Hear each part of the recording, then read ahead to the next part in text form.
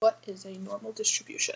Remember back in September when we discussed bell curves? Our bell curve is our normal distribution, and that's what we're talking about in Chapter 7.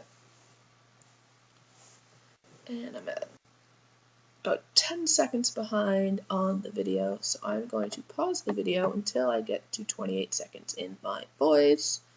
24, 25, 26, 27, 28. There we go. So now it should be linked up better with sound. So a normal distribution, remember the bell curves. Here's my sad attempt at drawing the bell curve again and again. Alright. I find it very difficult to draw accurately on this. Good thing I'm not an artist.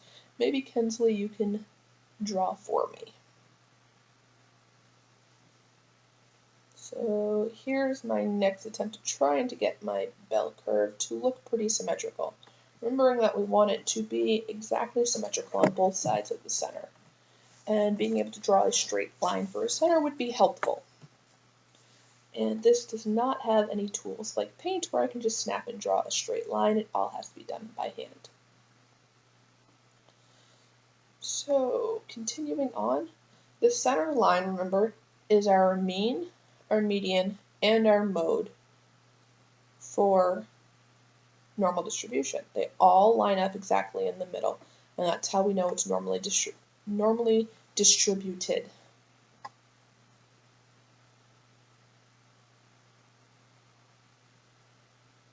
Remembering that mean is our traditional average. We add everything up and divide by the middle. Our median is the middle number when we put them in order, and the mode is the number that occurs the most.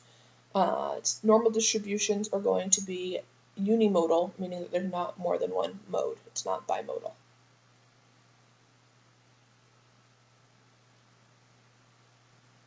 Up next, I'm going to show you skewed distributions. Remember when we talked, we had normal distributions, and I said we also have skewed distributions. We're going to have positively skewed distributions and negatively skewed distributions.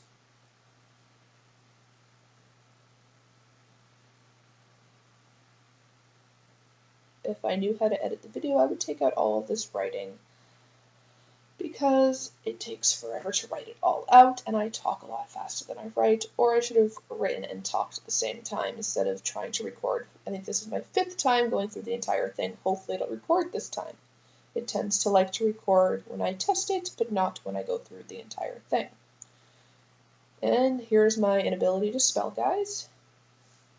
So when we last talked about distributions, we also discussed positively and negatively skewed distributions. Now, being able to draw the negative and positive skewed distributions is a little bit difficult as well for me. Even though they aren't symmetrical anymore, I was having a hard time making it look exaggerated. So when we're drawing them, if there's going to be a tail on one side or the other. If the tail is on the left side of the curve, it is going to be a negatively skewed distribution. Here's my, not a good one again. Maybe if I draw a line underneath, it'll work. Hey, look, a line. So there's the tail I was talking about, and then you have the bump there. Now, they'll never actually touch that line at the bottom, the x-axis. They're just going to extend close to it.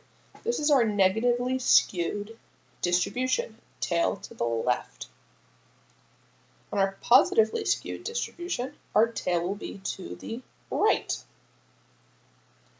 So we'll have a large curve, and then it goes down to the bottom almost. This is our positively skewed distribution. Now, when we have positively and negatively skewed distributions, our mean is no longer in the center. Our mode is no longer in the center, and our median is no longer directly in the center like we had in the last one. So negatively skewed, we have our mean towards the left with our tail, medians in the middle, and modes to the right. The opposite is going to be true on our positively skewed data. We're going to have mode to the left and mean to the right because our tail again is towards the right and median is still going to be in the middle. So in our skewed data, our mean is going to be on the side near our tail, our mode is going to be on the side without the tail, and our median is always going to be in the middle. Next up, we're going to have what the equation of this normal distribution curve is going to look like. We have y equals e to the negative parenthesis x minus mu squared divided by 2 sigma squared. And that's all going to be over sigma times the square root of 2 pi. Remembering that e stands for 2.718. It is a constant number. Pi, again, is a constant at 3.14. Mu is our population mean, and sigma is our population standard deviation. Remember that shape is going to depend on the two parameters of mean and standard deviation when we're looking at our curve, because those are the two data points we are putting into the equation. I'm going to try to find you some normal distributions that are not the same, and I forgot to pause it, and this is the fourth time I'm recording myself saying, oh, oops, I should have paused that video. Maybe Austin can show me how to clip video so that way I can make this go a little bit better next time. But here we go, we're looking for, I want them to have the same mean. Oh, I want them to have the same mean, but I want them to have different standard deviations. But I get lucky, I find a picture that's going to work for both examples coming up, and I only have to copy and paste once. Remember that the normal distribution is a continuous, symmetric, bell-shaped distribution. Filling up time. Do, do, do, do, do, do, do. Can I figure out how to do this? Oh, can we get our pen? According to my computer, you're still recording my voice. Let's find out in another 2 minutes if it actually worked. So here we have two normal distributions. Normal distributions here have different standard deviations, but they have the same mean. Notice the center of both of the curves lies right on top of each other. That is our mean. Also a normal distribution, it's our mode and our median. But in the case of finding out the shape of our curves, we're using mean and standard deviation. Notice in the other one, they have the same height, they have the same standard deviation, but they have different means. The centers of both of them are not in the same place. There's two lumps there.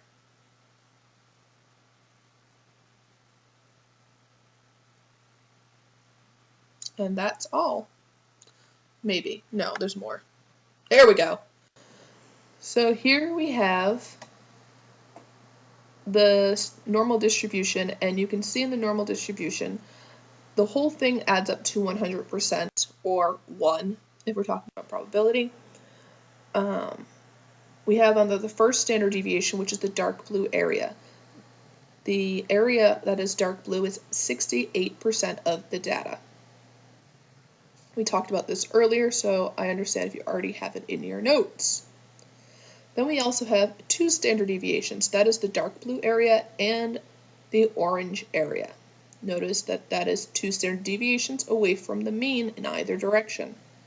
That is 95% of our data, or the area underneath the curve. Lastly, we have three standard deviations. And three standard deviations here goes all the way out to the light blue section. That is 99.7% of the area underneath that curve. And that is all, folks.